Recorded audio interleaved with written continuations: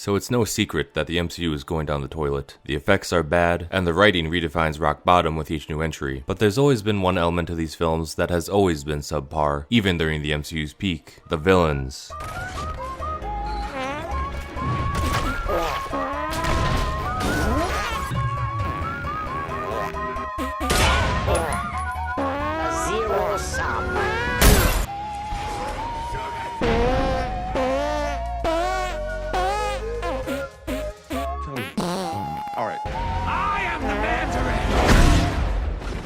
So let's break down each one and examine what exactly went wrong. We start with the Ironmonger, aka Obadiah Stane. To put it simply, Obadiah was just good enough. He started out great, Jeff Bridges played him well, and his dynamic with Tony was interesting to watch unfold. But the problems rise up during the climax of the film, because Obadiah pretty much just devolves into a psycho killer. His final battle with Iron Man isn't very impactful, and although his suit makes sense in the context of the film, it's one of the first entries into the big gray blob problem, in that most blockbuster villains, even outside of Marvel, usually just end up being designed as large CGI messes with muted color palettes. Obadiah wasn't nearly the worst villain we'll cover, having many good moments that helped make Iron Man an amazing film. He simply had a subpar end that set a bad tone for the future. Oh yeah, and there was also this other angry bald man, remember him? He was vaguely teased to play the future Mandarin, but then he just kind of vanished after this film. Next up we have the Abomination, who is a textbook big gray blob. Why they couldn't just make him green and scaly is beyond me. Blonsky had some okay moments as a super soldier, and it was very satisfying to watch the Hulk kick him into oblivion. But like Obadiah, he just swapped into a big gray psycho killer with an entirely generic and forgettable CGI slapfest finale. Even people who defend this film typically only refer to the earlier military fight, and just kinda skip over this one. Speaking of the military, General Ross had a very promising start, with his efforts to stop the Hulk being the biggest highlights of this film. Unfortunately, little did we know that this movie would be the last time that General Ross and Bruce Banner ever interact for the remainder of the MCU. What an absolutely horrific, depressing, and sickening waste. Abomination came back in She-Hulk with a slightly better design, but needless to say, that entire show was a fat-bootied fart fest. So enough said about that. Oh yeah, and they also had the tiniest of teasers for the leader, but then he just kind of vanished after this film.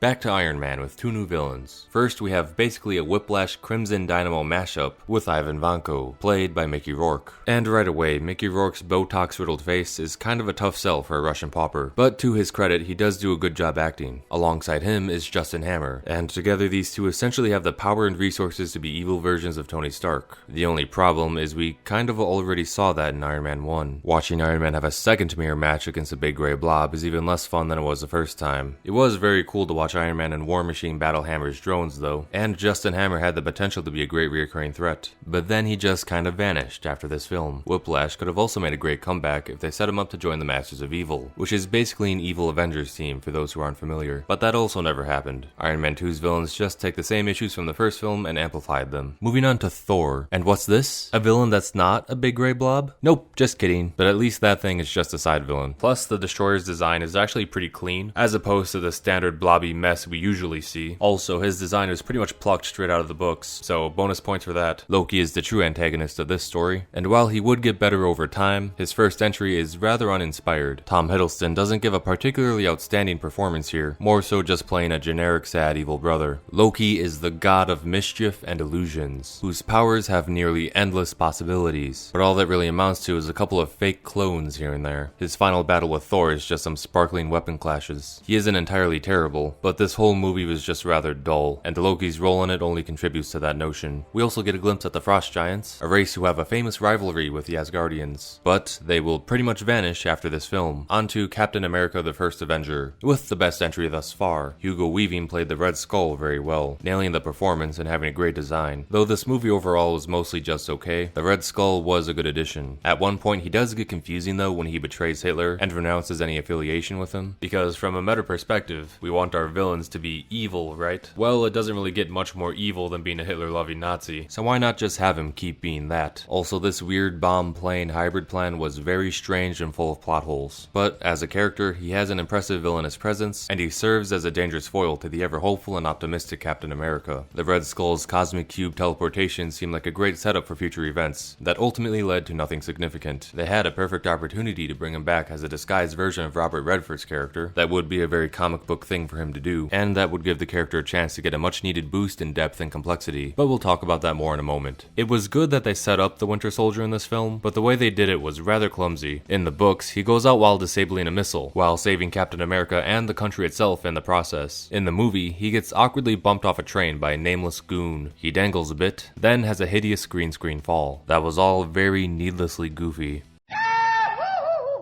On a separate note, it was fun to see Arnim Zola function as a normal human before his inevitable robotic transformation. And as a whole, this movie did an outstanding job setting up villains for future films. It's just a shame that the future films failed to capitalize off of that. And now it's finally time for the Avengers. And this one was pretty solid. Tom Hiddleston comes out of his shell and brings a much greater performance as Loki. He's fun, cunning, and conniving, acting as someone you can easily love to hate. His big plan was to turn the Avengers against each other, but that turned out to be a foolish idea. Not a great plan. However, it's a great fault in terms of narrative, because Loki's downfall was his own hubris and a lack of respect towards his enemies that was very well established earlier in the movie. On the downside, Loki's lack of illusion powers is still disappointing. He performs mind control, which is interesting, and has a good payoff, but aside from that, it's just more basic clone tricks that we've already seen.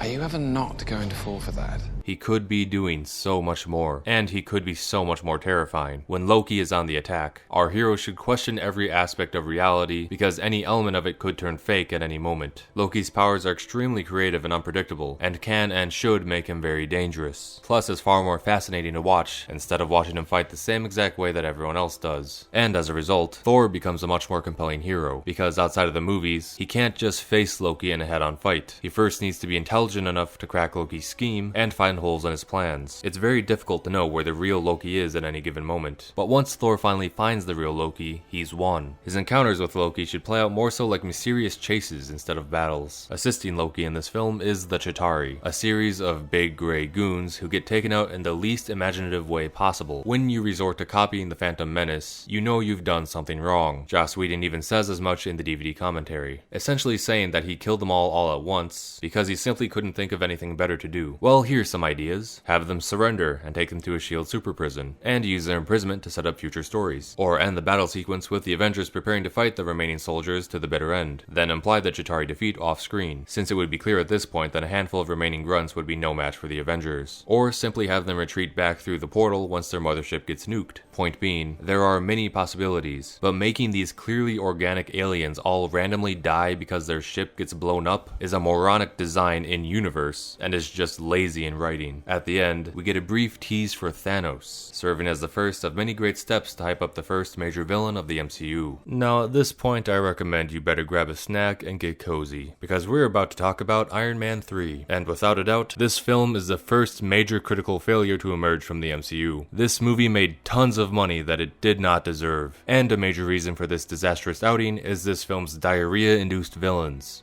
I wouldn't go in there for 20 minutes. For starters, we have Aldrich Killian, who is basically a less interesting copy of Justin Hammer, whose villainous motivations pretty much just boil down to getting upset at Tony Stark for bailing on a meeting with him because he used to be an ugly nerd. Then we have him, Trevor, aka the guy they call the Mandarin. All of this was such a depressing travesty. You guys need to understand, this is by far the MCU's worst villain in terms of what he used to be versus what they bastardized him into. The Mandarin is the quintessential Iron Man villain. He is Iron Man's Red Skull, his Loki, his arch nemesis. He's also one of the few Iron Man foes who isn't just another guy in a suit. He's an incredibly powerful magic user, but also a versatile and resourceful inventor that creates many powerful machines such as Ultimo, a constantly evolving series of giant robots capable of defeating Iron Man on their own, even being strong enough to challenge the Avengers as a whole. The Mandarin is a jack of all trades, master of all. Even if he's completely powerless and without resources, the dude is still bad enough to trade blows with Iron Man using only his bare hands. Now he's definitely the guy. To put into perspective how big of a deal this guy is within the grand scheme of the Marvel Universe, I'll refer to the first Ultimate Alliance game from 2005, in which Doctor Doom conspires with all of Marvel's greatest villains to join forces and take over the universe. The Mandarin was also invited to this party, but he immediately got kicked out because he tried to usurp Doom's authority. When you fight all the villains in this game, you defeat them. When you win your fight against the Mandarin, all you get is his attention. Then he laughs in your face and poofs away. Needless to say, the Mandarin is a big deal amongst big deals, and the MCU actually had an extremely promising adaptation as far as the trailers would lead us to believe. In Iron Man's early days, he was often pitted up against Asian opponents as a reflection of America's recent wars in Japan, Korea, and Vietnam. By the time the film started coming out, his enemies were altered to have a more Middle Eastern origin, since that was a more relevant conflict in modern America, and as a result, the Mandarin's race was also changed. Though it's a bit odd that someone in the Middle East would be called the Mandarin. That aside, it was a reasonable change, only instead of bringing back the angry bald man from earlier, it was decided that Ben Kingsley would take up the mantle. Yet another reasonable change. Based on the trailer, he seemed cold, calm, and powerful. He had the presence of a man that was dangerous solely based on the look in his eye and the tone of his voice. You'll never see me coming. Today is the first day of what's left of your life. Do you want an empty life or a meaningful death? He came off as someone who would push Iron Man to his limits, nearly being able to destroy him and all of his loved ones, while sitting comfortably thousands of miles away. He would serve as Tony Stark's greatest challenge, forcing him to both survive without his armor, and inciting him to reach his most powerful state by unleashing the Iron Legion. That's how the trailer seemed. But what actually happened? Oh, Nessie! My name's Trevor Slattery. The Mandarin. See, it's not real. Would you just nod off? Hey, No, on a lovely speedboat. Ready for another lesson? Blah, blah, blah. What did we do to deserve this? where's the Mandarin? Where is it?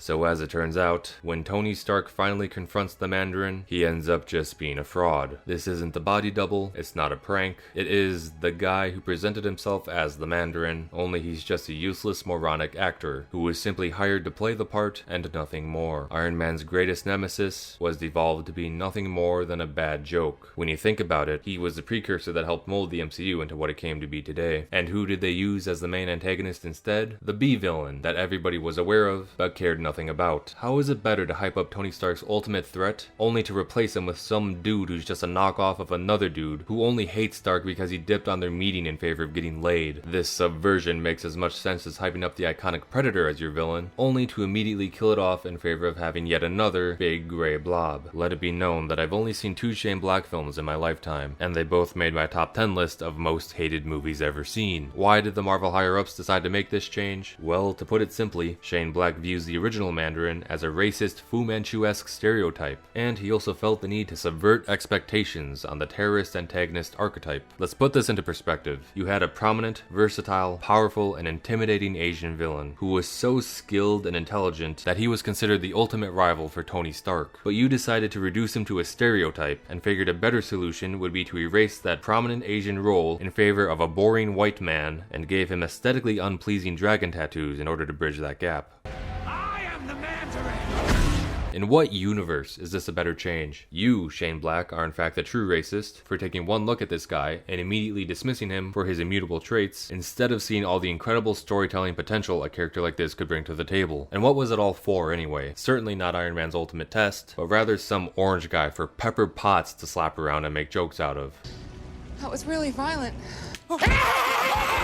It's also worth noting that Aldrich Killian was meant to be the head of AIM, an organization that was traditionally made up of evil scientists who were constantly creating super weapons to try and rule the world with. One of their best inventions was to create their own leader, MODOK. So that's 2 major villains we lost out on in favor of cringing at this guy. If you're going to make a big swerve to trick the audience by taking the story in a way that was completely unexpected, you don't make the swerve a downgrade. Do the exact opposite. Could you imagine how hyped it would have been if instead the trailers made us think this film was going to be all about AIM, and that's all there was to it? But then 30 minutes or so into the film itself, the Mandarin suddenly appears out of nowhere and starts taking over and dominating everybody. If the film went down like this, the film's reception would be completely flipped on its head. Plus, you could even set up AIM to be a threat again in a later film, as they tease the inevitable invention of MODOK later down the line. Marvel knew damn well that they messed up here too, since they actually responded to Backlash. You know, back when they cared about that sort of thing. They made a whole live-action short with Ben Kingsley to establish that this ass clown is not the real deal, and there is in fact a legit Mandarin out there, with this whole production essentially serving as an apology that would be more appreciated if it were properly followed up on. With that in mind, we'll jump straight over to Shang-Chi, because this guy was softly implied to be the replacement. He's certainly an upgrade, but that's not saying much, and he comes with his own list of problems. For one, Iron Man is dead now, so what's the point? Good job, idiots. You established the rival for a corpse. And two, he still isn't the guy he's supposed to be. This interpretation is just an evil mirror version of Shang-Chi. He doesn't have the versatility, intimidation, and ruthlessness required. He is no more relevant to the MCU than Whiplash. So they're 0 for 2 on what should be an easy slam dunk. That about covers Iron Man 3, but the pain train is still full steam ahead, as 2013 was a rough year for Marvel. Next up is Thor: The Dark World. Can you remember the villain? Go on, name him. If you guessed Malekith, you earned a high five. Okay, now guess the other villain. Do you even recall a second villain existing? It's Curse. How could anyone forget Curse? Jokes aside, it's pretty obvious what went wrong here. He is a quintessential big gray blob. This is what he looks like in the comics. All kinds of colorful and not gray, depending on the story. He has organic armor that is a living part of his body, with his best attribute being that he's nearly indestructible. You could do so much to creatively bring living armor to the big screen, but if it's not gray and boring, Kevin wants nothing to do with it. Speaking of gray and boring, Malekith. His personality is as colorful as everything else about him. This is what he looked like in the books. Not quite the same. It's possible that they thought Malekith had a personality that was too similar to Loki's, so they switched it up. But guys, anything is better than nothing. And speaking of Loki, he begins to make a journey towards redemption in this film. That is a stark contrast to his comic self, as comic Loki is pretty much pure evil through and through. Though his actions in this film could still be in character if followed up upon properly, which isn't what happened. But what I mean is Loki is a liar and a schemer. As a reader, you're taught that everything he does is a trick, and you have to try and read past his lies. That is what we see in this film. Loki pretends to change, so he could fake a heroic death, and sneak his way into ruling Asgard. That is very on brand. Unfortunately, Ragnarok completely fumbles the pass, and just keeps him on this heroic path as if it wasn't a trick at all. Loki's best edge used to be that you could never tell what he was truly thinking. In these films, he pretty much lays out all his thoughts and emotions on a silver platter. Who wants unique characters with standout qualities anyway? The people want basic bitches that all talk and act like they're the same person. It doesn't help that he still never takes full advantage of his powers. He could do so many cool things in this fight scene, but the empty-brained boobs behind the camera decided that knife was the best that they could come up with. All in all, this film as a whole was just severely lacking in imagination, and its villains were no exception. On to the Winter Soldier, and this one actually wasn't too bad. The Winter Soldier himself was very well done, and stands out as having some of the best fight scenes in the entire MCU. He's fast, lethal, and very dangerous, getting a lot of results during his time on screen. Well done for him. Not too many complaints over here. He is without color, but it is comic accurate, and it does fit his character, so we'll give him a pass. The other villains in this film are not as praiseworthy. Robert Redford's character is okay at best, but there was a severely missed opportunity to use him as a vessel to bring back the Red Skull. It doesn't matter if you need to recast him. The story is begging to make this reveal. It has comic precedence, it was perfectly set up, and had all the right side villains perfectly in place as well. Anytime he was on screen, I was just itching to see that wrinkly face get peeled right off, but for reasons beyond me, it just never happened. He was just an average, slightly evil old man. The setup for Red Skull's return ultimately amounted to nothing, as he just turned out to be this random guy, at this random place, who resembles his old self in almost no way at all, and doesn't actually do anything. Super cool, guys, thanks for that. The first Avenger was an okay film all around. I don't know how many of you remember, but Captain America was a late bloomer within the MCU, and didn't really hit his stride until Winter Soldier came around. This film is where he truly elevated and shined. If the Red Skull had been brought back, and was able to evolve and elevate in the same way that Steve Rogers was able to, then we could be looking back at the feud between these two as being one of the greatest rivalries within the franchise. Also in this film is Crossbones, traditionally a top mercenary for Red Skull, who was just fine in this movie, though he only had a smaller role as he was being set up for Civil War. There's yet another villain in this movie though, and he is the greatest disappointment of all, and he comes in the form of Arnim Zola. Dr. Zola is mainly known as a man living in a robot body, who also served as Hydra's top scientist, often creating bizarre weapons and experiments to conquer the world with. In the movie, he basically gets a glorified cameo, where he gives a very blatant exposition dump, gets punched, then blows himself up for no good reason and for no good payoff. The setup in the first film was perfect, but it resulted in pretty much nothing. Oh, yeah, and Batroc the Leaper was there too. But Batroc is mostly just treated as a joke villain, so to cast him with George St. Pierre for a short, well-made fight scene is a pretty solid use for this character, so no complaints for Batroc. Ragnarok. Now let's take a moment to pause and reflect on how things are going up to this point. By now, Marvel is very much a mainstream brand, having produced many blockbuster hits. They have established a great roster of heroes, so why can't they seem to get the villains right? We talked about big gray blobs a decent amount, but let's walk through why that's such an issue. Aside from the obvious ugly nature of it, repeating the same design over and over creates a sense of irrelevance. Without saying it out loud, Marvel's basically telling the audience that these guys don't matter, and are basically only there to be punching bags, with one being just as interchangeable as the other. Why should we bother to distinguish who is who if they all look and act the same anyway? When you give each villain their own distinct color and personality, you are naturally forced to be more invested in said villain, and in turn, the audience will pay more attention to them and perceive them as a more legitimate threat. It should also be noted that at this point in the MCU, the audience has become very comfortable knowing that the heroes will always win in the end, and it should have been the exact opposite. Phase 1 is largely excusable because that was the time to get all our main heroes established, but by Phase 2, we know the heroes well enough, so now it's time to set out more severe threats for them to face, meaning the heroes shouldn't always win. Commit to Loki taking over Asgard, have the Red Skull take over S.H.I.E.L.D., introduce the leader to take the Hulk out of the picture, give us the real Mandarin, and make Iron Man 3 the Empire Strikes Back of the MCU. No, please don't get up.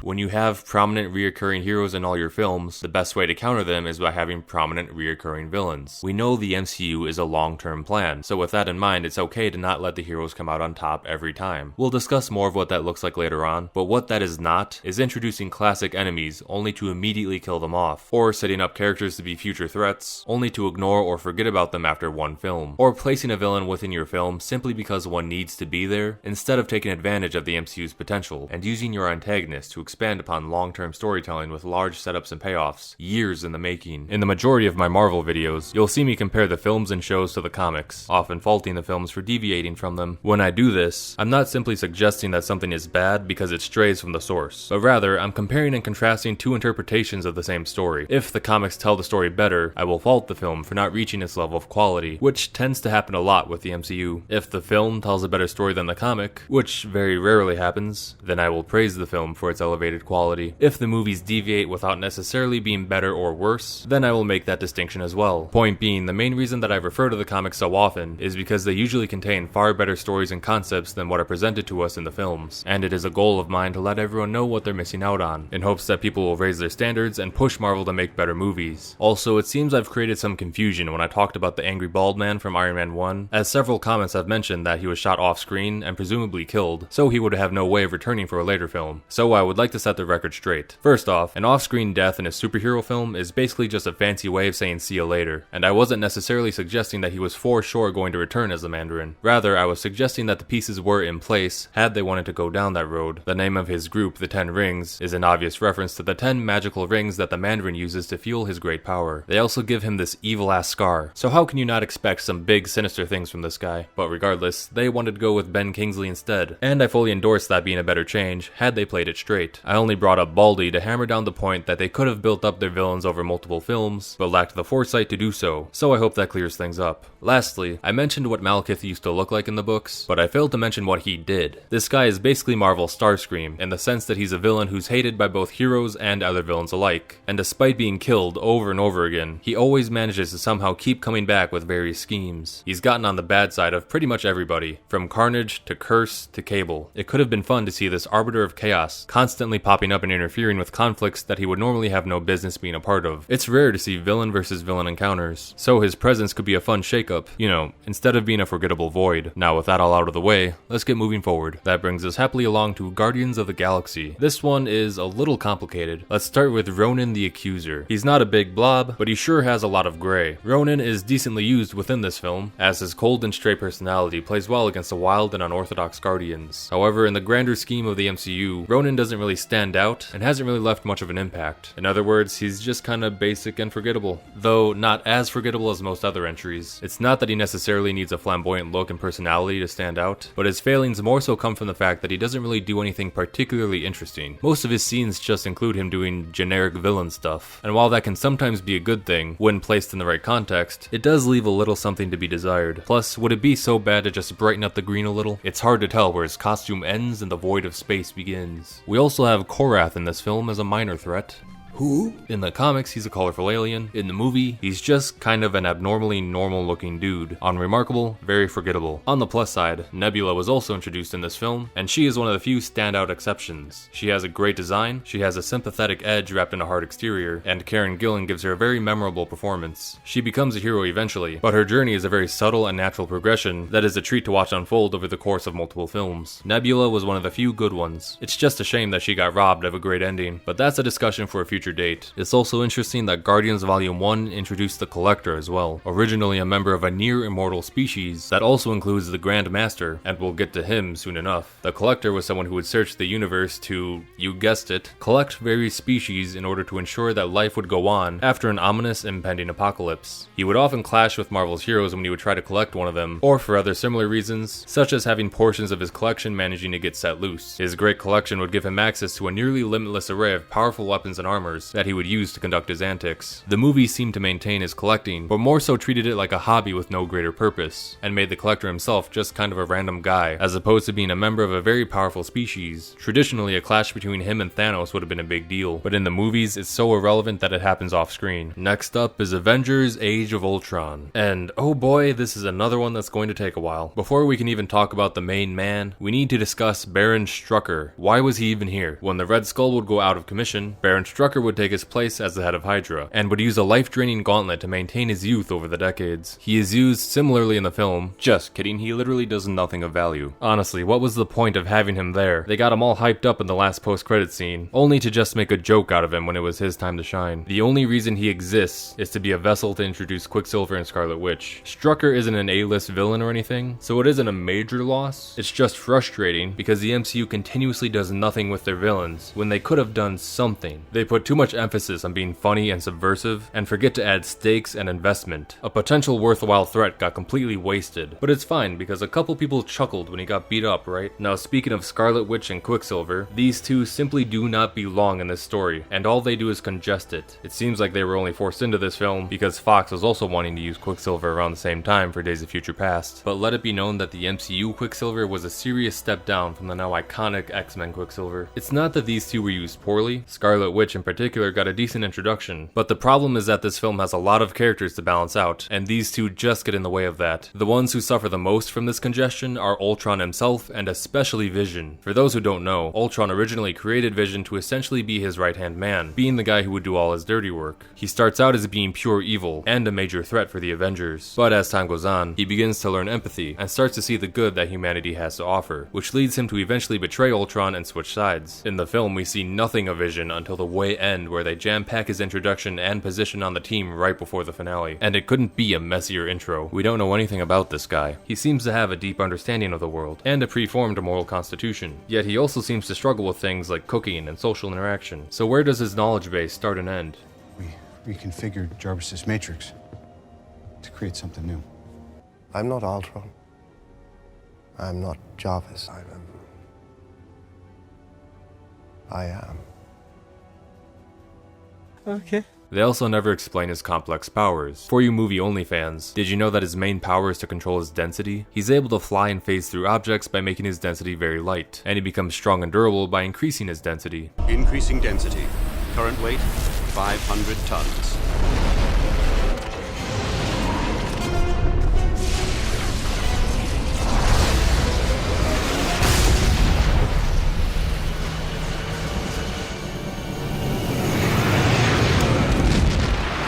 We don't get to see that in the movies, and we don't really get much depth out of Vision in general. We don't get to see how Vision comes to love humanity. He just literally comes out of the box thinking that way with an ambiguous explanation as to why.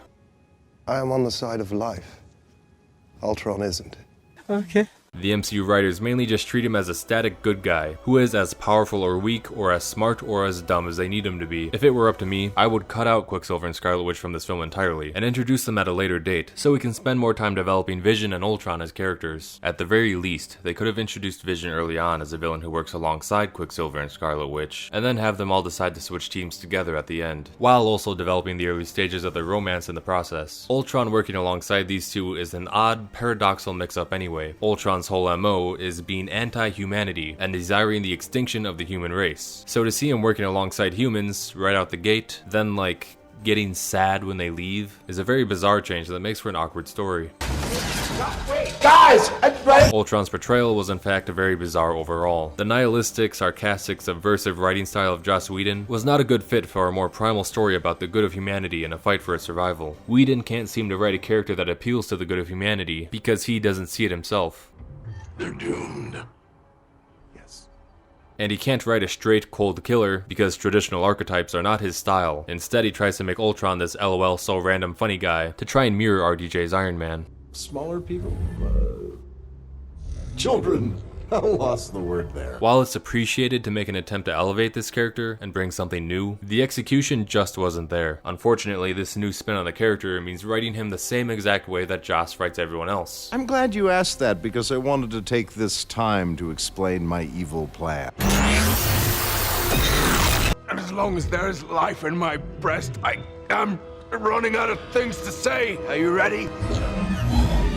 What's worse is that he has a terrible design, being yet another big gray blob. Ultron traditionally has an ever-evolving body due to the constant upgrades that he gives himself, though his iconic face always remains relatively the same. For the film, there was a lot of room for creative freedom in that regard, but they went with an over-designed look with way too many moving parts, that when combined became messy and unappealing to look at. That extends to his face as well, which was a major blunder. It seems that an attempt was made to make Ultron more expressive and relatable, but like his relationship with the twins, this design choice clashes with his character's style. This villain is anti-humanity. The last thing he should be is expressive and human-like. There is a good story beat you could hit by using the dramatic irony of giving a killer robot human-like desires and faults, but the point of that is that it needs to be ironic. Play him straight, make him cold, disconnected, and ruthless, but then slap some small cracks into his foundation. A glimmer of empathy here, a double standard there, be subtle about it and slowly let it build up to his downfall. Example, Ultron is modeled after Hank Pym's brain, so as a result, he'll have a soft spot for the Wasp,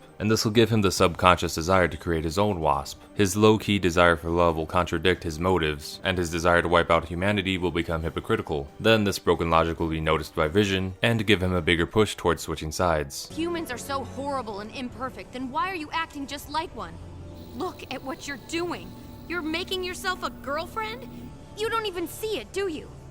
You're becoming just like us. The movie played with the idea of giving Ultron human-like faults, but with no subtlety whatsoever, to the point where he doesn't even act like a machine at all. They had a unique concept sitting right in front of them, but they scrapped it in favor of being mundane. This is not a unique spin on the character, this is just a stock Joss Whedon villain. Not to mention, this design simply doesn't look good. It's a clear downgrade to his intimidating classic look. The minions shouldn't look scarier than the main boss. The Age of Ultron film as a whole is packed full of problems, so much so that I definitely want to make a dedicated breakdown to the entire thing at some point. But for the sake of this villain discussion, it's worth mentioning that Ultron simply does not fit well in this stage of the MCU's development. This is a Thanos level threat, yet he's being utilized as a stepping stone to hold our attention while we wait for Thanos to be built up. And just to clarify, I'm not making that claim based on power level, but more so on popularity and depth of storytelling. To only use Ultron for one film, with a botched, congested adaptation, is a serious waste, and it doesn't do enough to add to the longer ongoing story. Avengers 1 did well in that regard, using Loki as an underling of Thanos,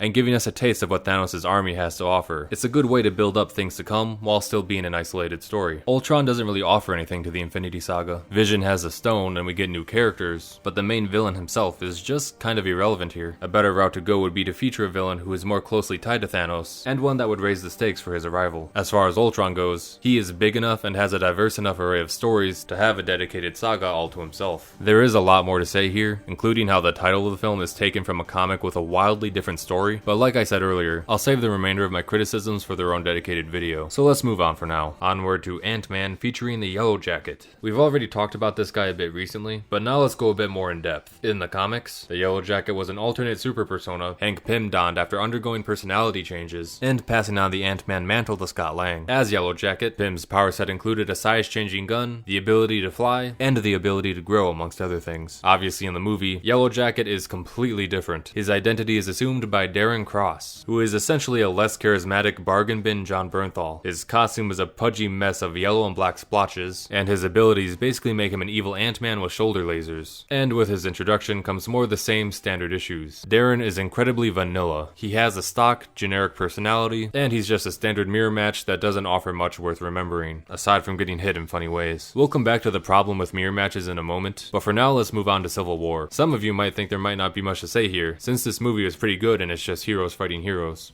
It's false. No way.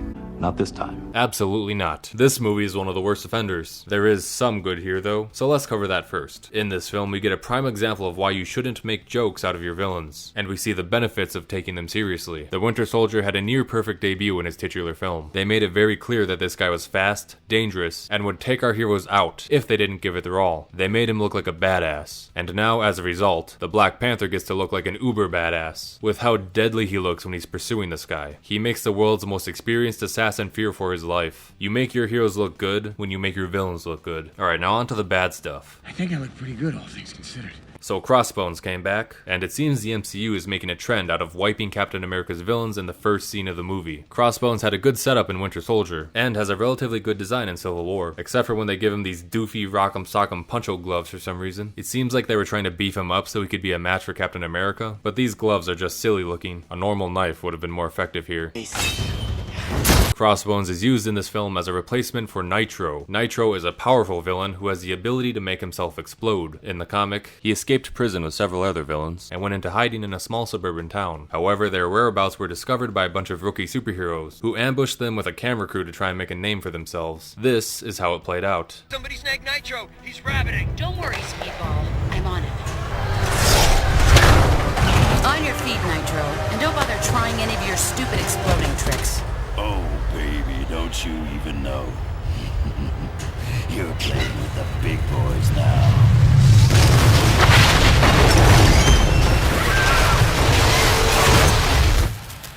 And then everybody died. It's a powerful moment because these inexperienced heroes provoke a villain to attack when he otherwise wouldn't have, and a city got wiped out as a result of their hubris and desire for fame, and thereby creating a good argument for superhero registration. The movie makes an attempt at a similar scene, but it's less effective because Crossbones was the aggressor here, and innocent lives were already in danger. These heroes were just responding appropriately. Then when Crossbones tries to blow himself up, Scarlet Witch does do the right thing, and saves all the people around her, but her fault comes in because she wasn't able to save absolutely everybody. It's a classic case of having your cake and eating it too, because the writers want their good guys to be good, but they also need a reason for registration to exist, and they want Scarlet Witch to be at fault while still being innocent at the same time. It does just enough to get the point across of the story, but by doing it this way, the narrative becomes way more contrived than it needs to be. In the comic, the heroes were undoubtedly in the wrong, and they were acting in an extremely irresponsible manner, with more severe consequences and a far bigger kaboom. And would you like to know what Crossbones did in the Civil War comic instead? Spoiler alert, he killed Captain America.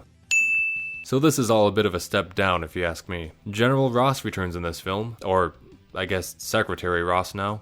The Secretary of State. His role has basically been reduced to a glorified cameo, as he only exists to introduce the heroes to the Sokovia Accords. This is the best he gets to do since the Hulk isn't allowed to be relevant anymore. But what's even more disappointing here is that Ross is being used as a tepid replacement for Maria Hill. Now this may come as a shock for you movie-only fans, but comic Maria Hill is just the worst. She is a villain masquerading as a good guy. During the time of the comic Civil War, Nick Fury is out of commission, so she takes over as director of S.H.I.E.L.D. and enforces superhero registration with an iron fist, treating any heroes that resist registration as being just as reprehensible as the villains that they take down. She's a real smug prick about it too. This antagonistic role is subtly set up in the first Avengers, as Hill would constantly question Fury, and there is even a deleted scene where she fully disapproved of the Avengers altogether. You've filed several reports criticizing Director Fury's actions since you joined S.H.I.E.L.D. Because he's reckless. We're at war, and he thinks about superheroes. However, that was all scrapped in favor of what? Her being sarcastic gun shooty girl number 16, and doing absolutely nothing of relevance for the entirety of the MCU. What a revolutionary change. I love it when they remove a character's standout qualities, so they can all just talk and act like they're all the same person. You want superhero fatigue? This is how you get superhero fatigue. Then we have Baron Zemo, and like the Mandarin, this one is yet another disappointingly tragic bastardization. He had the potential to be one of the MCU's most iconic villains, but like all the others, they degraded him into yet another forgettable nobody. In the comics, there is a long bloodline of Baron Zemos, but two stand out as the most significant. Heinrich, who fought against Captain America in the 40s, and the one we're here to talk about the most, his son Helmut, who fights against the Avengers in the modern age. Side note, the first Avenger quickly montaged through Captain America's entire war effort to skip straight to the end, which seemed unfortunate at the time, but it also seemed like a stroke of genius as far as long-term storytelling goes, because that would give them the ability to use flashbacks to reference other other Captain America villains during World War II who had not been casted yet until later films, such as Strucker and Heinrich Zemo. It's just too bad that the MCU failed to realize that they created this opportunity for themselves and never capitalized off of it. That, or they simply didn't care enough to connect those dots. Unlike Red Skull, who is more of an evil mirror of Captain America, Zemo is more so his rival, in that, like Captain America, he is able to accomplish great things, despite only being a relatively normal human. He does this by being smart enough and imposing enough to persuade powerful people to his side, even if those measures are deceptive, and he's ballsy enough to order around gods and monsters alike, essentially forming his own evil Avengers team. You may call me Master. Now kneel before me. Are you mad, mortal? Thor kneels before no one.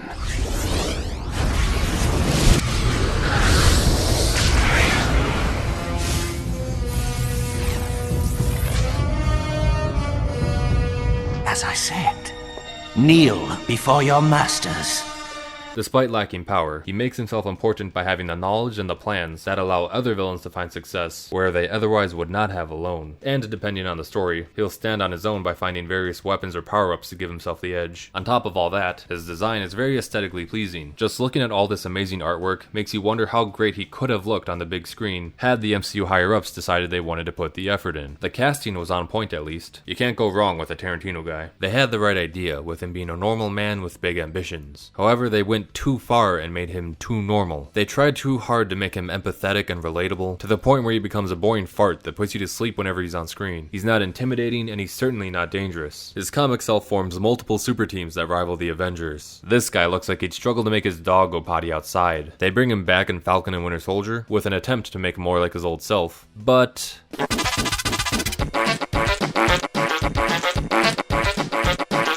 yeah, there were a lot of things they could have done to make things right, but this was not one of them. They would rather make their jokes and have him dance around like a fool than make a real character. They gave him something that resembles his iconic purple mask, but it looks like shit, so I don't know why they even bothered if they're going to be that low effort about it. Why is Deadpool the only movie that knows how to make a good looking mask? Oh yeah, and Captain America's gone now, so there's really no point. Too little, too late. Baron Zemo could have been one of the all-time great movie villains. Instead, we get this sad pudge who dances around like a donkey. He and the other villains are big brown stains in an otherwise solid movie. And you wish to know why I lead? Because I am better than you. I really think I'm invaluable. Shut up. After Civil War, we have Doctor Strange, and this one is perplexing. The main villain is Caecilius. Caecilius is a rather obscure comic villain, just being a servant for Baron Mordo. However, in this film, Caecilius is somewhat upgraded to take the place of Baron Mordo as an evil mirror version of Doctor Strange. That's all well and good, except Baron Mordo himself is also in this film, and undergoes an arc that leads him to obtain a similar mindset as Caecilius. Then Mordo goes on to do absolutely nothing, but then when Strange encounters an alternate universe version of Mordo, he speaks about his own Mordo as if Mordo was Caecilius. You know you hated me where I came from. So that begs the question, why? Why? Why any of this? Why Caecilius? Why didn't they just make Mordo the villain from the start, instead of having two of the same guy? Moreover, why does the MCU need so many mirror matches? This is one of the most overused villain archetypes, and at this stage of development, the MCU is hurting itself for relying on them so much. Mirror villains, aka a villain who is an evil copy of the hero, aren't inherently bad, and can often be an interesting shakeup, with good themes of the hero overcoming the worst aspects of themselves. But more often than not, they tend to get thrown into superhero stories because the writer can't think of anything more creative. A villain like Venom is different enough from Spider-Man to justify him being around, and a villain like the Winter Soldier has a strong enough impact on the story to warrant his existence. But Caecilius has neither of those qualities. He's basically just a tutorial boss for Strange to beat before he can do more exciting things. He is just Doctor Strange, but bad. You know, thematically speaking, of course. They don't do that literally until later. The big problem with mirror villains, though, is that they take what makes your hero special and nullifies it. Ant-Man's edge is that he shrinks, but Yellow Jacket can do that too. So as a result, they just have a normal fight, but small. The Flash has super speed, the Reverse Flash has super speed, so when they fight, it might as well just be normal people fighting, but just at a faster speed. Superpowers can be fun tools to solve complex problems, often stemming from villains with complex powers of their own, but super speed is no longer super super if it's just as fast as the other guy. Again, this can work under the right story structure, but writers overuse this trope to the extreme, to the point where it becomes mundane and boring. Within the MCU, almost half the films contain a mirror villain of some sort. Make no mistake, this problem originates from the comics, but the comics are at least vast enough to the point where you can skip over the boring ones. However, the MCU cannot afford to make such mistakes, and it shouldn't have to since the comics already exist and give us the benefit of hindsight for what works and what doesn't. They have a massive pool of villains to pick from for each hero, yet they always seem to go with Mr. I'm you, but evil. This film does deserve some praise though, due to their creative use of Dormammu. In the Marvel Universe, Dormammu is a very big deal, and is a major threat. The film says as much too, but thankfully Doctor Strange has the Time Stone, which is powerful enough in and of itself to overrule Dormammu, and it makes for a fun shakeup during the final battle, instead of the usual CGI slapfest that we normally get. By doing it this way, Doctor Strange is able to save the day, but Dormammu isn't necessarily made out to be weak as a result, and he has a chance to return later on as the proper powerhouse that he is, especially now that Doctor Strange has given up the Time Stone and no longer has access to it. At least, I think he doesn't. Regardless, this fight was praiseworthy. Plus, it's memeable, so bonus points for that. Dormammu, I've come to bargain. His design, however, was rather bizarre. Unlike his classic flame-headed look, he's just a big purple mess. That said, it would be easy for someone as powerful as Dormammu to change his form if he so desired. So if Dormammu were to ever return, the MCU creatives could tweak his look if they wanted to. Welcome to part 3, let's get right into it with Guardians of the Galaxy 2. This is the best entry so far because it has Taserface. This is the quintessential perfect villain. I think the reasons why are obvious, so we'll just move right along. Also in this film is Ego, the living planet. All around, this guy was just okay. Not bad, but not particularly great. The reveal that he was Star-Lord's father made for an interesting conflict, and Kurt Russell played the role well. The main issue is that they didn't really seem to capitalize on the concept of having a living planet as a villain, and creatively they could have done much more. Ego manifested himself into the form of a human for most of the film, which is less exciting than being a planet. When he travels, he uses a spaceship instead of floating around as a giant planet with a face. They had a chance to show us something that we've never seen before in the big screen, and they didn't really take it. Now I don't want to be too harsh here because the Guardians films are often packed full of creativity, but a missed opportunity is a missed opportunity. When the time comes to fight, he just kinda slaps at them with these CGI glowy tentacles at a slow and easy enough speed for our heroes to properly fight back against. This is a Death Star that wants to eat you. It feels like the scale of this conflict should be a little bit larger, and the power that this creature displays should be a bit more frightening. Show the planet as a whole moving, chasing down other ships, and having space battles. Could you imagine how terrifying it would be to look out your window and see this thing chasing after you? Watching him just kind of gently smush the Guardians in some rocks made it feel like there really wasn't much at stake here. There was a massive gap in power between Ego and the Guardians, so constructing a battle between these two forces would be an understandably difficult task. The team as a whole could have used either a power boost or some help to balance the scales a bit more. All in all, as I said, he's not that bad though, and still helped to make Guardians 2 an enjoyable film. Next up is Spider-Man Homecoming, with some mixed results. Let's start with the Vulture. This villain was pretty great. The Vulture would very often get dismissed as a joke villain, but Homecoming took him seriously and elevated the character to a higher level. He had a great balance of being relatable while still being very much hateable. Michael Keaton killed this role, and the reveal that he was the father of Peter's love interest was an unexpected plot twist that made for an interesting dynamic to watch play out. His design was gray and a bit messy, but he was still intimidating, and he was shown to be a dangerous threat for a rookie Spider-Man. And aside from being imposing, the Vulture stands out from other villains because the film puts a lot of effort into making it clear that this guy matters, and is not just here to be the punching bag of the week. They don't make an overabundance of jokes at his expense. His complicated relationship with Peter is incredibly unique compared to other entries, and he isn't just carelessly killed off at the end. The Scorpion tease doesn't really go anywhere, but that's beside the point. The Vulture feels like an important character within this world instead of just being an obstacle to overcome, like most of the other villains in this franchise. Now with all that praise in mind, we can't give Homecoming too much credit because they also created this abysmal adaptation of the Shocker. The character had some promise early on as he was played with a lot of personality, and had the potential to evolve into a larger threat over time, but then he just got unceremoniously killed off out of nowhere. Then he got replaced by this other, far less charismatic dude, who will go on to do absolutely nothing remarkable. On top of this bizarre and reckless swap, the Shocker also has no costume whatsoever, and only one gauntlet that is far less powerful than the ones he uses in the comics. It is perplexing how they can portray one villain so well and one so horribly within the same film. And I know what some of you might be thinking, oh, it's only Shocker. He's just a lame D-list villain, so who cares if they portray him poorly? If this is you, get the heck out of my channel, because in this part of town, we like the Shocker, and want to see this character get treated with respect. Plus, you could argue that Vulture is also a lame D-list villain, but look at how great they made him look instead. After Homecoming, we're on to Thor Ragnarok, and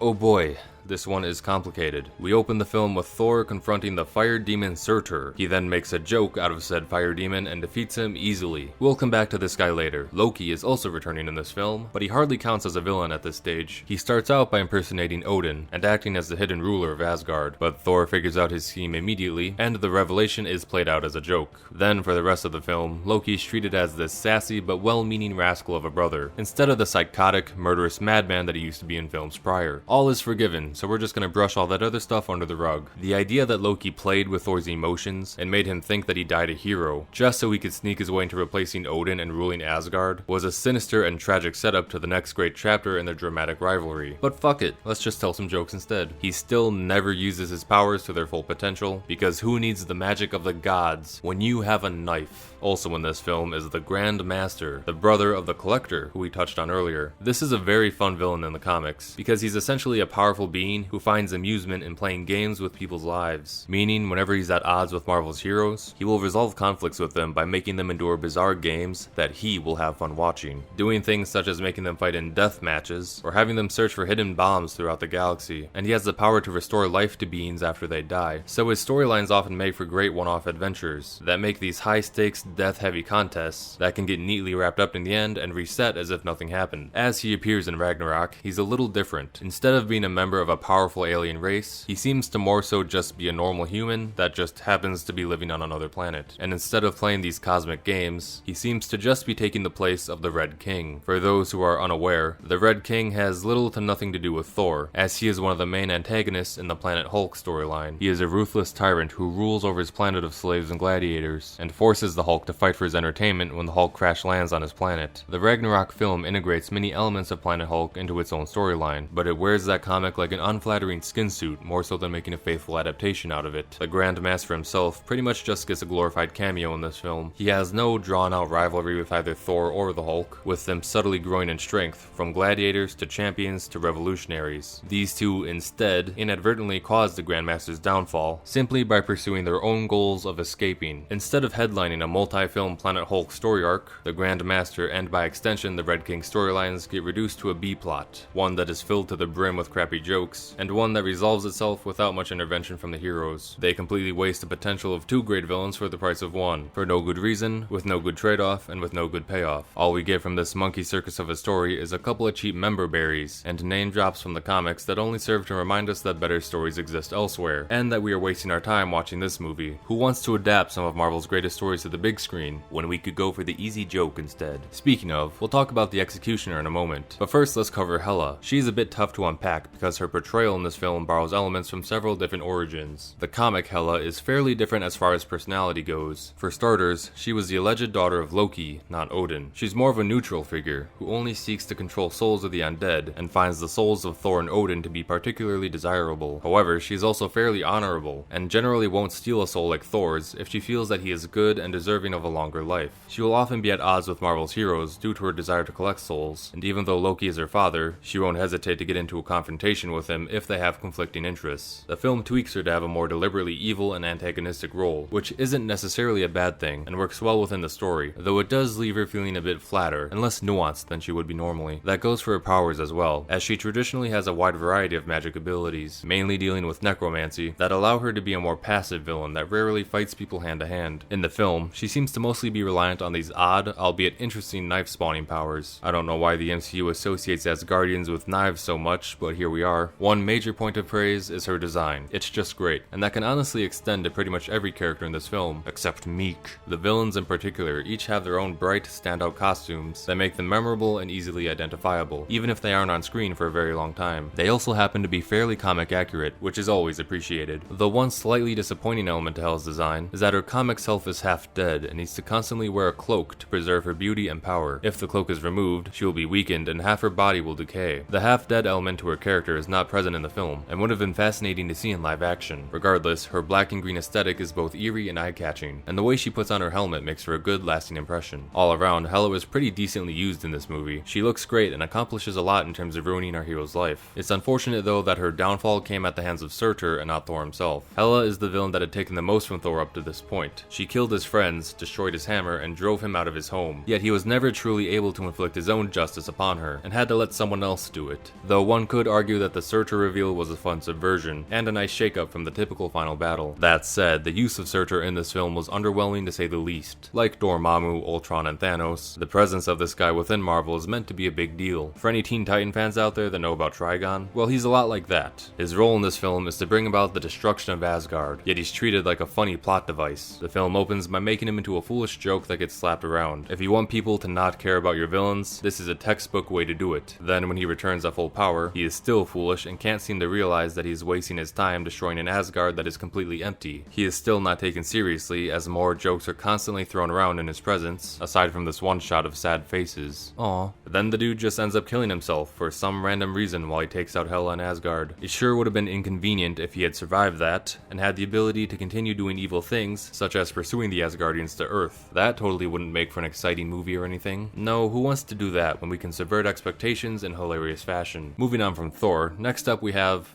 oh wait, there's still this guy, and he comes with his own special can of worms. Scourge, the Executioner, the ultimate simp of the Marvel Universe. This guy plays a similar role in the comics as he does in the films, in that he betrays Asgard in order to serve his master by being her muscle and doing her dirty work so she doesn't have to lift a finger. Only unlike in the comics, the MCU Executioner is much smaller, weaker, stupider, and far more useless than his original self, to the point where he does next to nothing of value in this film, aside from having an oddly placed Doom reference in his death scene. Honestly, all he really does in this film is trail behind Hela looking sad. Even during moments like this, where you'd expect Hela to delegate this sort of work to someone else. Like, if not even to do jobs like this, why even have this guy around? There's also one other very notable difference that comes with this character. You see, in the comics, the Executioner doesn't serve Hela, he serves the Enchantress. Let's do something fun.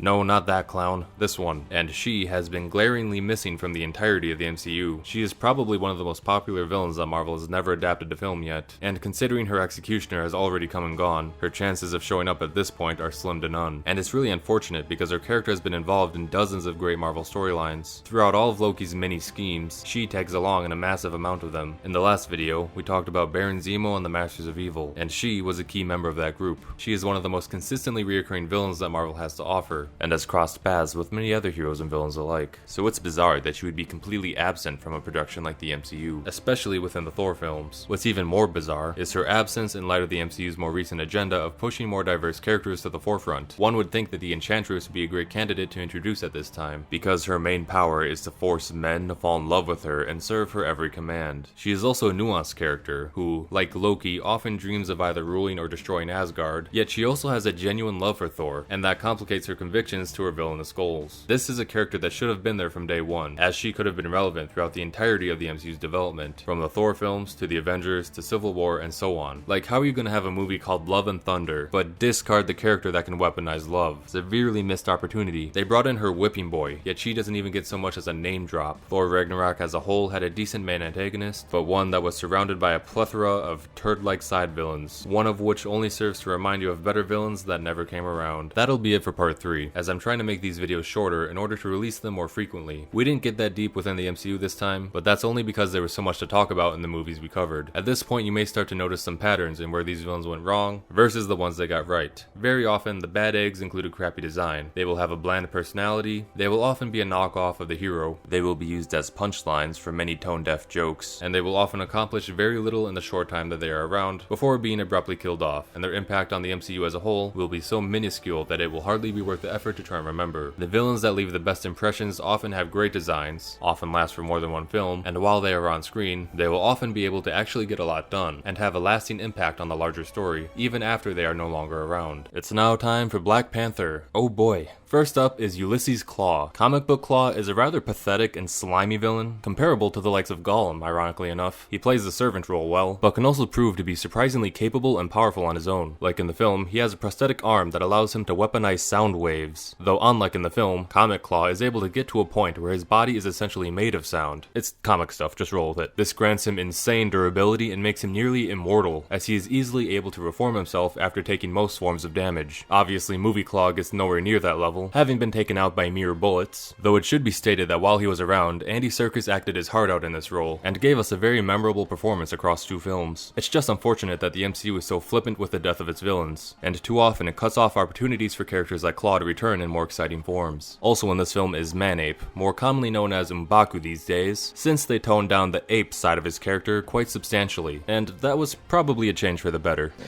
Because of the implication. Comic Manape was basically just a big brute for Black Panther to face off against, similar to Spider-Man's Rhino. The MCU gave us a bit more of a mature and nuanced interpretation of the character, making him less villainous and more so portraying him as a competitive rival to T'Challa. He got an upgrade in character development for sure, but a downgrade in his power set. In the books, the White Gorilla acted as a rival to the power of the Black Panther, and Manape was able to manifest the White Gorilla's power in the form of great super strength. But in the film, M'Baku was just a relatively normal human. It's understandable why they would tone down the ape stuff, because of the implication. But also taking away his superpowers in the process gives this character less of a chance to stand out than he otherwise could have had. So now let's talk about Killmonger. He's a little complicated, so let's start by pointing out the obvious. The final battle between him and the Black Panther was atrocious. Even if the CGI wasn't horrendous, this is still one of the worst uses of a mirror villain, as the prospect of watching two beings slap each other around while dealing 0 damage, because both men are invincible, is quite a boring concept. Black Panther is cool and fun to watch. Let's not dilute him as early as his first solo film by matching him up against a villain who is his equal in every way. It wasn't all that necessary either, as comic Killmonger started out as more of a powerful hunter, similar to Kraven, who has died and been resurrected many times, and the means of his resurrections have granted him superhuman abilities that are able to rival the power of the Black Panther. If they were somehow able to convey Killmonger getting his powers in this way on the big screen, then seeing these alternative methods of gaining power clash to see which is superior would be much more exciting than the X-Men 1 tier fight scene that we got. His costume is meh. It just kinda makes him look like a diluted knockoff Vegeta. Naturally, it's a Super Saiyan bargain sale. They did give him this epic mask, but unfortunately he would just never wear it. The motivations for this character are a larger topic for conversation, as many people consider this aspect of his character to make him one of the better villains to emerge from the MCU, due to the tragic nature of why he does what he does. Killmonger's father was killed in self-defense by T'Chaka, after being condemned for stealing vibranium from Wakanda. Killmonger sought to get revenge by overthrowing the royal bloodline of Wakanda, and using the country's resources to start a worldwide revolution. Many people considered Killmonger to be the tragic hero of the story, citing that he was right all along, since his world-conquering motivations stemmed from the idea that African people were oppressed all over the world. But just as the Black Panther film as a whole was overrated, so was the righteousness of this character, as he had no problems killing anyone and anything that stood between himself and his goals, including his girlfriend. And his end goal was a global race war that would grant his people supremacy. We're gonna send vibranium weapons out to our war dogs.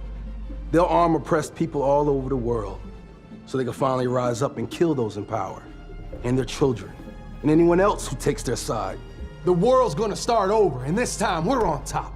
So yeah, he was for sure the bad guy here and needed to be stopped. I don't know what that says about audience members who were sympathetic to his cause, but regardless, Killmonger still deserves some brownie points for being written in such a way that would make him evil, while still having many viewers at home rally to his side. Because of this quality, this villain has been able to become more memorable than most. Whether his popularity is warranted or not is questionable, but the existence of it is undeniable. Now we are finally up to Infinity War, with arguably the best entry in the franchise. Thanos. He was hinted at ever since Phase 1, and now it's finally his time to shine. His design is great. Almost all of his dialogue is infamous and quotable, and this probably goes without saying, but this villain has the greatest impact on the MCU out of the entire roster by a wide margin, with his most notable achievement being that he accomplished his goal and actually won at the end of this film. His scenes were packed full of great drama, great action, and great entertainment all around. This is extremely high praise when you consider how great the expectations were surrounding this film after having been hyped up for the last decade. If the MCU higher-ups were ever going to finally nail one of their villains, now was the time. After scores of films year after year having uninspired, mundane villains, it was so refreshing to see one finally dominate for a change. All of Marvel's heroes had to team up against him, yet they still couldn't match up. What's even better is that we also got to see the children of Thanos, aka the Black Order, as side villains. And even though they had relatively small roles, they each gave memorable performances and felt like they were a significant threat in their own right. And they each had looks that weren't too difficult to tell apart. There is a little trouble in paradise though, in the form of Thanos' motivation, and just how nonsensical it is. I won't go too deep into that right now, as I'll save a breakdown for that in a later video, but in short, this was a struggle of managing resource distribution to sustainable populations, and he had a device that could create infinite resources. He could have accomplished his goals without killing anyone. Another head-scratching factor within this film is the power scaling. It is strange to have a scenario in which Scarlet Witch and Vision, two of the strongest Avengers, are in dire peril, but Captain America, Black Widow, and Falcon, some of the weakest Avengers, can step in to bail them out. Because of scenes like this, it's difficult difficult to tell just how powerful certain members of the Black Order are meant to be. Furthermore, the Infinity Gauntlet doesn't really seem to live up to its name, as characters like Iron Man and Doctor Strange can stand up to its power. Even if one stone is missing, these two should still have no chance against it. Plus, Thor being able to easily overpower it just seems like a straight up plot hole. The comic Infinity Gauntlet actually granted the user infinite power, and unless Thanos deliberately held back, most Marvel heroes would be literally incapable of challenging him. The comic was truly a deep dive into what it would be like to accomplish the impossible by fighting an omnipotent being.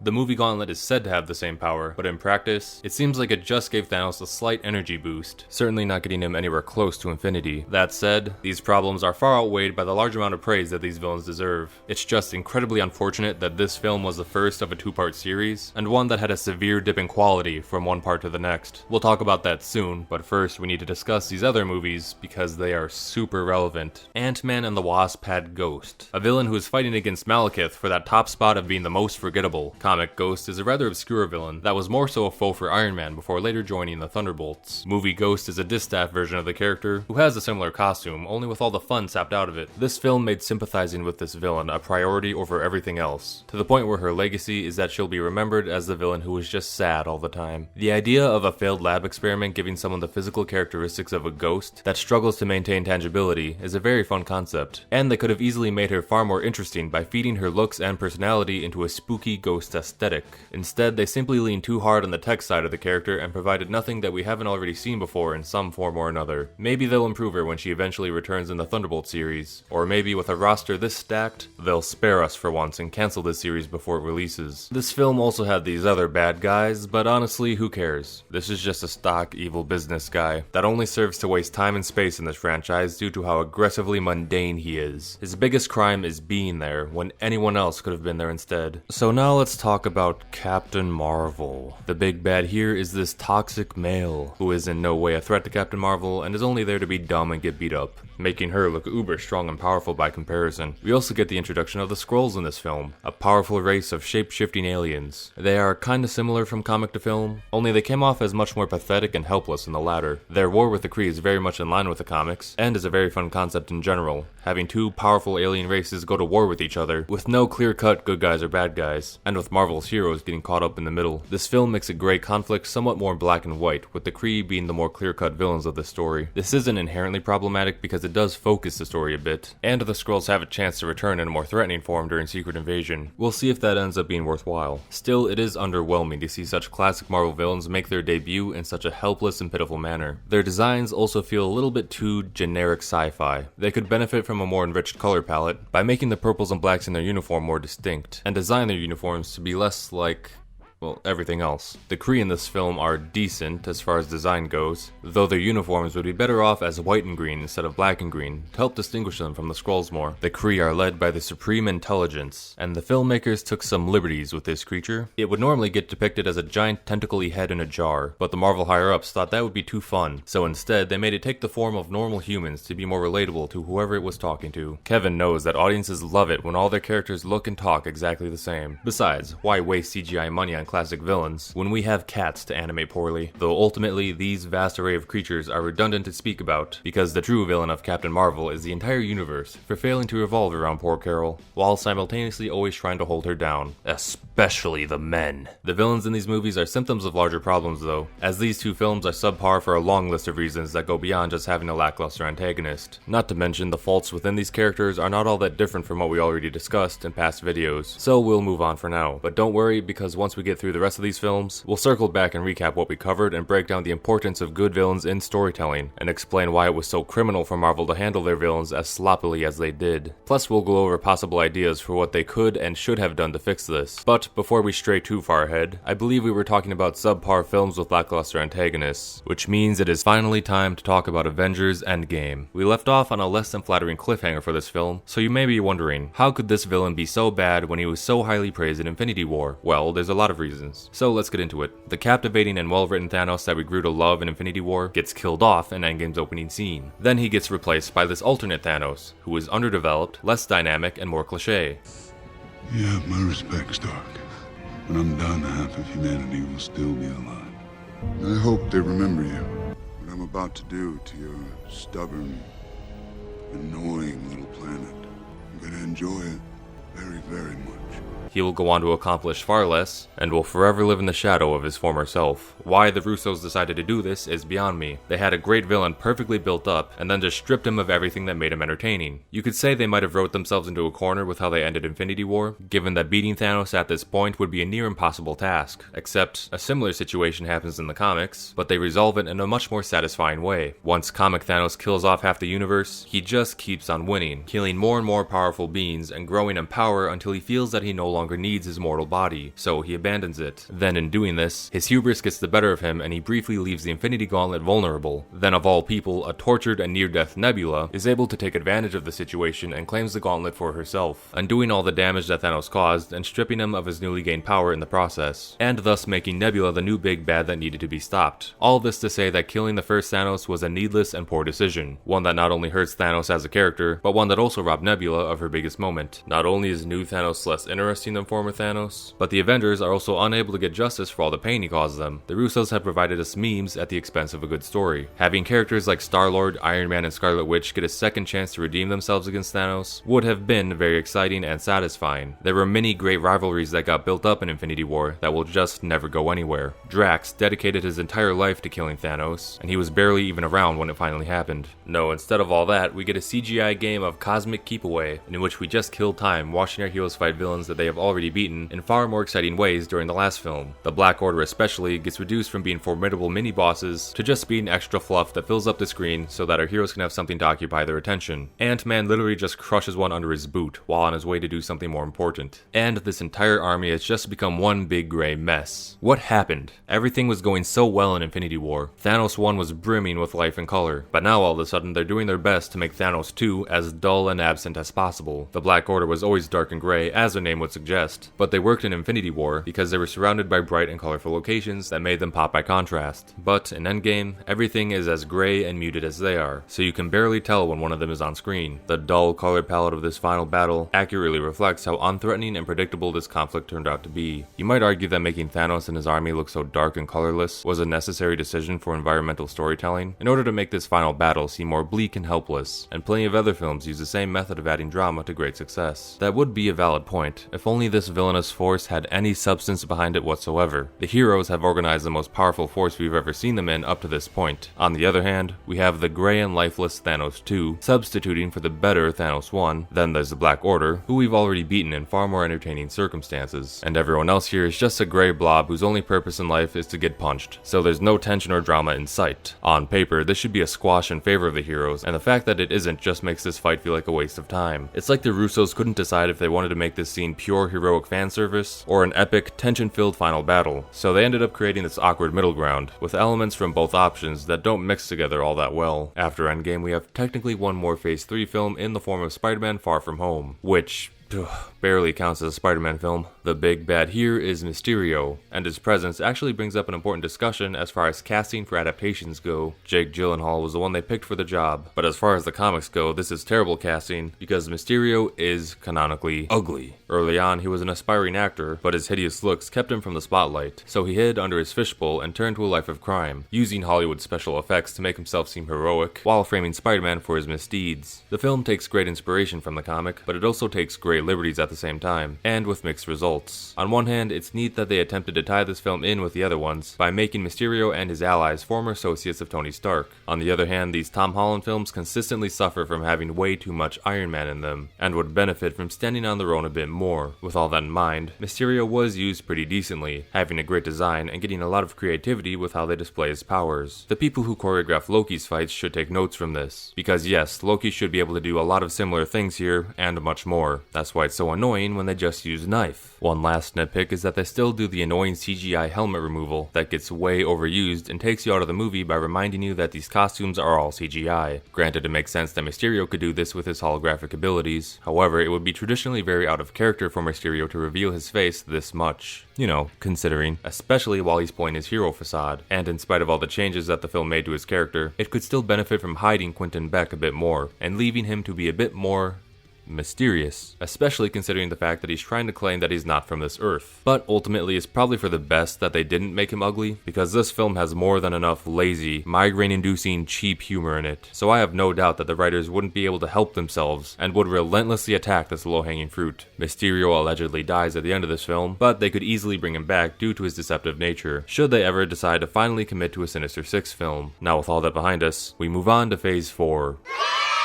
And it's no secret that all these films and shows are filled to the brim with problems, so it would be a bit redundant to only speak on the villains here. So we're just going to speedrun right through this section, then circle back with a conclusion on why it's so important to focus on this villain problem, and look for some possible solutions. So here we go, Phase 4. WandaVision is up first, and no, the villain is not Agatha all along, nor was it this heroic toxic male that tried to save this brainwashed town by using guns. It also wasn't this ambiguously absent White Vision either. The real villain here is Wanda herself, the woman who held an entire town hostage and forced them to act out her fantasy against their will, and while having them all fully conscious the entire time. Fine. When you let us sleep, we have your nightmares.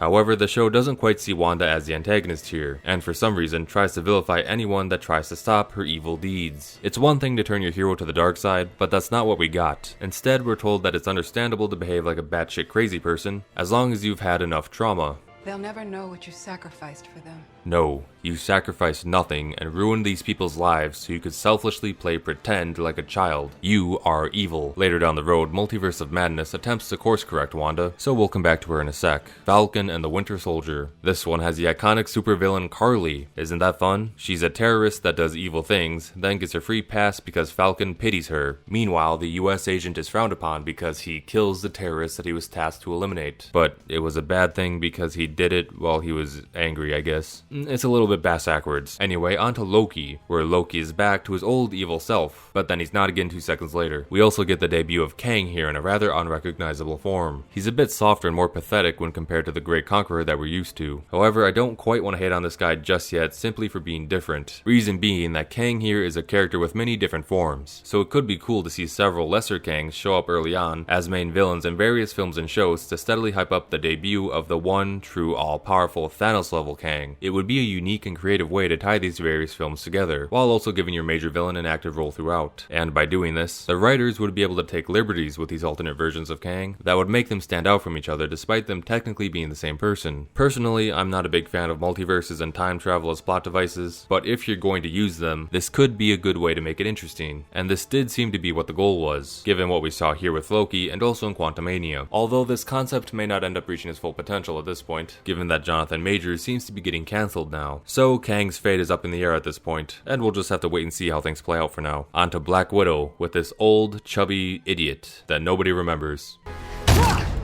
And also Taskmaster, a cult favorite from the comics. Taskmaster is a powerful mercenary that can mimic any fighting style that he encounters. In the movie, he kinda does that, only his power is not nearly as effective or utilized as creatively as it could be. His costume is made to be way less fun, and oh yeah, they photoshopped a woman's head on his body for some reason, and gave him this super shallow sympathetic edge that makes him barely a good guy, while also being completely void of any personality. Next up is Shang-Chi, but we already touched on this a bit in an earlier video. So in short, the Mandarin should be one of the all-time greatest villains put to the big screen, but this dude is not that guy. Instead, he's more so just an evil version of Shang-Chi. Granted, he has a little bit more depth than most villains nowadays, but that's not saying much. Moving on to the Eternals. This one has an evil Superman, because that's never been done before.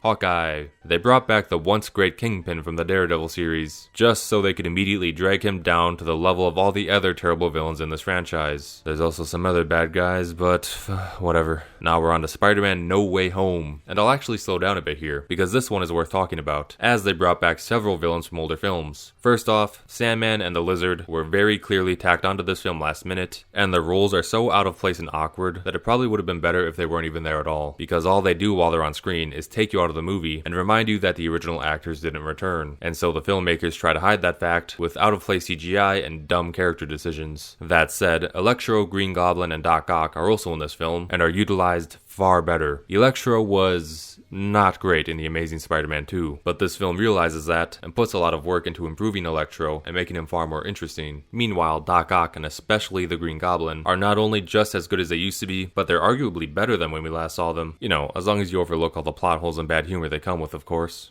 You know, I'm something of a scientist myself.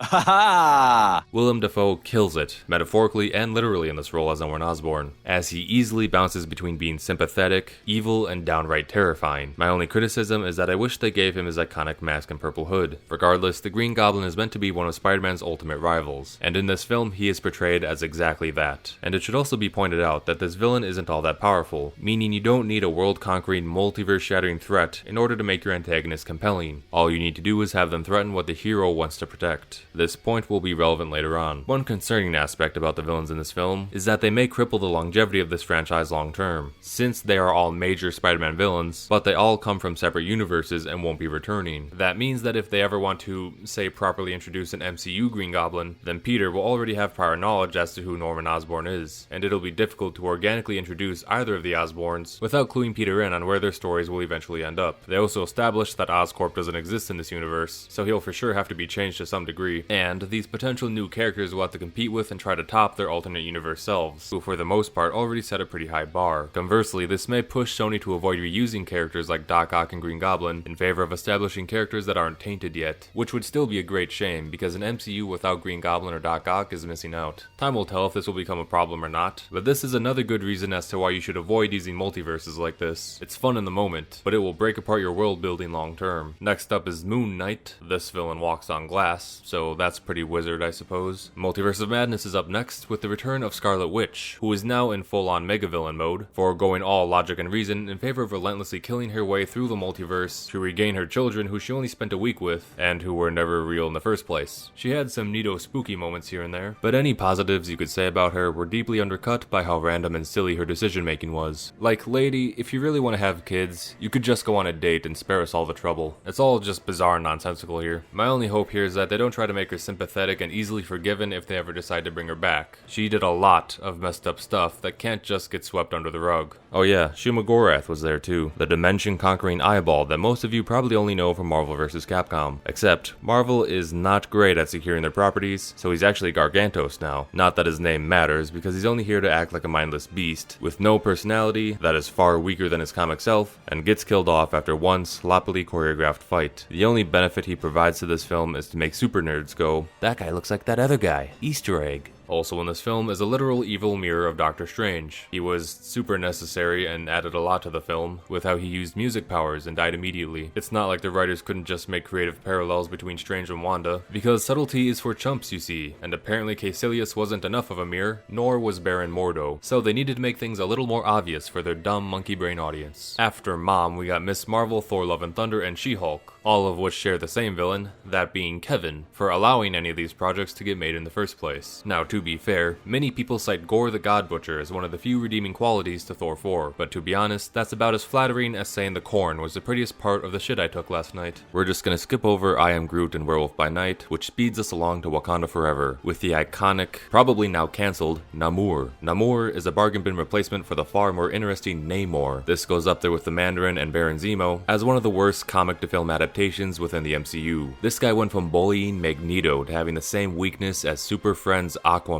Failure. On to Ant-Man Quantumania, with a cameo from the Wasp. Many complaints towards this film were about how the new Thanos got taken out by literal ants. That complaint is valid, however the MCU creatives could salvage this by doing what we talked about earlier, and establishing that this is just a lesser version of Kang, with a proper, much more powerful version still out there. The Harry Potter series already expertly accomplished something very similar with how they hyped up Voldemort, by making weaker versions of himself battle Harry Potter in the forms of Professor Quirrell, Tom Riddle, and so on. Voldemort starts out the series in a weakened state, so that a young, inexperienced Harry Potter can stand a chance against him. Then they both steadily grow in strength over the years, until Voldemort was finally able to regain full power, and Harry matured enough to stand a real chance against him. If the MCU wanted to do something similar, they could have these lesser Kangs show up to fight other lesser heroes like Ant-Man, so that our heroes can catch on to this looming threat, and have a chance to prepare for it so that when the real deal comes around, they'll be strong enough to face him. This could be the groundwork for an exciting story if they play it out right, although the MCU's ability to produce anything competent these days has fallen far from what it used to be. Either way, the potential is still there. MODOK also made his debut in this film, and he has become the living embodiment of rock bottom. Now, to be fair, MODOK as a concept is silly and rightfully warrants being made fun of to some degree, given that he is basically just a giant head on a chair. However, he is still supposed to be incredibly dangerous and horrifying. There are supposed to be layers to this creature. Instead, they did the bare minimum to make him an easy and often literal punching bag. It's just a waste of a once creative and bizarre villain. If you want to use your villains to make jokes, then use the Wall, or Stiltman, or any of the other dozens of terrible villains who have come and gone in the comics. Heck, you could even just make one up if you have to. Please just don't waste great villains who have far more to offer than your terrible attempts at comedy. Last up, as of the day I'm making this video, is Guardians of the Galaxy 3, with the latest villain being the High Evolutionary. This guy was pretty decent. They gave him a well-established and memorable personality. Still, his design pales in comparison to his comic self, and he feels like he doesn't really accomplish all that much for what was supposed to be the final villain for this group of Guardians. Regardless, he was still more entertaining than most other entries on this list. Now, I apologize for rushing to the end here, but I really want to get to the point of why we're discussing all of this in the first place. Why bring up problems from films that came out over a decade ago, and why focus specifically on the bad guys? Well, to state the obvious, villains are important. In fact, they are essential. For the majority of superhero stories, the villain is the second most important character, just behind the hero himself. You can make your heroes as well written as possible, but without a good villain to balance them out, they themselves will naturally become less captivating and enjoyable. The Avengers and the MCU as a whole exploded into the mainstream because it introduced moviegoers to a whole new world of fun, exciting, and interconnected heroes who each have their own unique stories, powers, and big personalities. There's a great appeal in watching how these different characters combine or clash when mixed together, and it's no wonder why Marvel became such a powerhouse of a brand, having built up decades of great heroes and stories to pull from prior to filmmaking. However, this MCU journey can only be so exciting for as long as these characters face compelling enough adversity, and Marvel ran into trouble very quickly when people started to notice that they didn't. Let's do a quick recap. Iron Man was an amazing film. Iron Man 2 was significantly more mid because it retreads a lot of the same ground from the first film. The Incredible Hulk had a dud of a finale because this villain was messy and only offered noise over substance. Thor was a rather uninspired film, and its main benefit was just setting up things to come, some of which never did. The first Avenger was slightly better, but also created a lot of good setups with lackluster payoffs. The Avengers itself was great, but its main villain was cursed to never utilize his full potential. Iron Man 3 was a complete waste of a film because the director wanted to make punchlines instead of great villains. Thor 2 was a snooze fest of a film because it offered the most basic, stock, forgettable villains imaginable. The Winter Soldier was another great entry with an excellent main villain, however its side villains were severely lacking. Guardians 1 had a set of basic villains, but was balanced out by the introduction of its exciting new heroes and a Nebula. Age of Ultron became the worst Avengers film by a wide margin because they did just about everything wrong with handling an otherwise iconic villain who could have offered so much more. Ant-Man was an okay film but was prevented from being great due to yet another waste of a villain. Civil War was great because it was primarily heroes fighting heroes, but when the villain was on screen, he single-handedly dragged down the film's quality and produced its most forgettable moments despite having the potential to be its breakout star. Doctor Strange was a basic film overall, with the promise of a greater villain that is yet to be carried out. Guardians 2 offered a decent villain, but ultimately another one that didn't quite reach his full potential. Homecoming offered a great villain that carried this film, along with terrible side villains that tried to drag it down. Thor Ragnarok was similar to Homecoming in that regard, as well as reminding us of great villains who would never show up. Black Panther presented a villain whose greatness was widely debated, while also offering us one of the worst final battles in the franchise. Infinity War was excellent, nearly perfect in some aspects. However, its quality suffers thanks to its far inferior sequel that it is directly tied to. Ant-Man and the Wasp as a whole was a largely forgettable film, and its villains were a major contribution as to why. Captain Marvel presents a villain that was physically incapable of hurting its hero, so try to make heads or tails of that. Endgame was spoon-fed everything it needed to be one of the greatest films imaginable, having one of the best villains in the franchise, but in a bizarre maneuver, it threw all of its greatness in the trash in favor of being significantly less compelling and enjoyable. Far From Home was a cringe-heavy film whose villain was okay at best, but one who couldn't quite carry the movie as effectively as Vulture did in the previous outing. Then from there, we have the horrific mess that turned out to be Phase 4. To say the villains in most of these projects were bad is an understatement, and so far, Kang's attempts to recreate the hype that Thanos left behind have been about as successful as the Shockmaster's debut. So what should they have done differently? For starters, let's examine what makes a good villain. Thematically speaking, a good villain will stand for the opposite values that the hero stands for. Scar uses deception against his family to gain power and rules with fear, while Simba challenges him in order to rule with loyalty and respect. Killmonger similarly parallels the Black Panther as an evil copy, but he comes up short because his worst deeds either don't happen, get undone, or don't affect the heroes at all. Instead of leaving the legacy of being a great villain, his legacy is merely a debate as to whether his actions are justified or not, and they aren't, just to be clear. A villain may parallel the hero by walking a similar path, but never growing or learning from their mistakes. Chick Hicks shows us everything that Lightning McQueen would have been had he never matured during his time in Radiator Springs. Yellow Jacket attempts to parallel Ant-Man, but instead of representing what Scott could be if he were on the wrong path, he just takes what makes Ant-Man special and removes it by having the same power, and just giving us a shallow final battle. Then as MODOK, he does nothing to affect the heroes in any way, being even more useless than Jar Jar Binks. The villain could represent a goal that the hero aspires to reach. Rattlesnake Jake was the true legend that Rango was pretending to be, and as such, Jake exposed Rango for his phony act. However, Rango defeated this villain by earning his respect, and proving himself to be a legend in his own right. Now don't let the irony get lost on you, and that all these examples I am using are being pulled from children's movies. This villain problem isn't an issue of Disney watering everything down to be family friendly. Not that Marvel has always been all that family friendly to begin with, but had that been the case, it still wouldn't be a valid excuse. In fact, many of cinema's greatest villains come from classic Disney cartoons. But even if you strip all that fancy thematic stuff away and make your villain as simple as possible, the potential is still there to make them great. You don't need gore, bad language, depravity, great power, or even great depth in order to make a good villain. At their core, all you truly need is for them to make the hero's journey as difficult as it could possibly be. Any other substance you add on top of that is a bonus. A great villain could be as simple as a big shark or even just a tornado. It's really not all that complex when you put it in simple terms. So with that in mind, it becomes all the more aggravating when Marvel botches it again and again. Example, the T-1000 is an emotionless, unrelatable void of a character whose only goal is to kill the protagonist. He barely emotes, he barely speaks, and he doesn't do anything outside of his pursuit to kill. Yet in spite of his simplicity, he is still an iconic and celebrated villain due to how creatively and effectively he pursues his goal. The way he's portrayed in the film makes him seem like an unstoppable menace, and it seems impossible to fathom how he could be killed. The only way the good guys could find safety is by moving far away from him and hiding. This is also in spite of the fact that they have their own Terminator to rely on. It's made very clear that he is better than them in every way, and it seems that if they even make one wrong move, he'll quickly take them out. And after a full movie of his deadly chase, it becomes highly rewarding to see the moment when the heroes finally find a way to come out on top. Sometimes you don't have to overthink it. If the story demands a simple killer to be great, then greatness is what you'll get if he plays his role well. Now if you compare the T-1000 to someone like Malekith, they are similar in that Malekith is also an empty void with no personality or nuance. But the reason why this one works while this one does not is because Malekith sucks at being a villain. Anytime he and Thor are in the same vicinity, Thor just pounds his face in.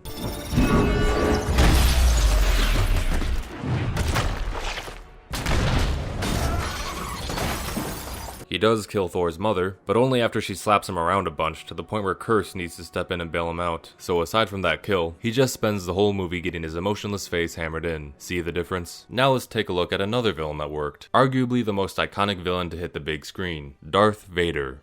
There is no escape. Don't make me destroy you.